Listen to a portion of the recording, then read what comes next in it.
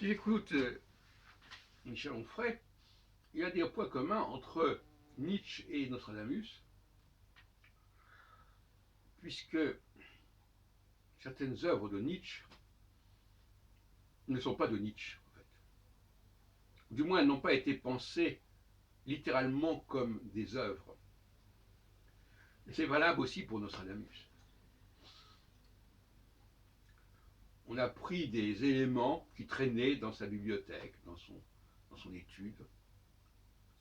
Je dis le mot à l'étude, puisque le mot étude est utilisé dans le premier quatrain de la première centurie.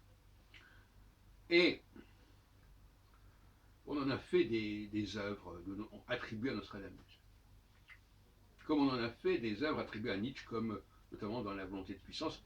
Selon Onfray, c'est sa sœur qui en serait responsable, et de la même façon, dans le cas de Nostradamus, on peut très bien penser que c'est la famille qui est responsable de la production de certaines œuvres à partir d'éléments qui ont pu appartenir, ou d'une manière ou d'une autre, à Nostradamus, mais qui pourraient être simplement des récits de voyage, des éléments d'un journal, d'un carnet de notes, etc.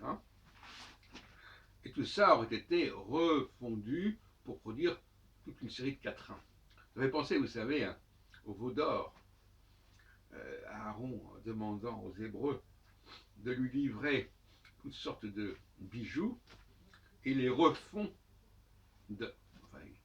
pour faire le veau d'or. Eh bien, c'est un peu ça. On prend des éléments et puis on les mélange et puis on en fait de la littérature, on en fait des textes, on en fait des quatrains, on en fait des centuries.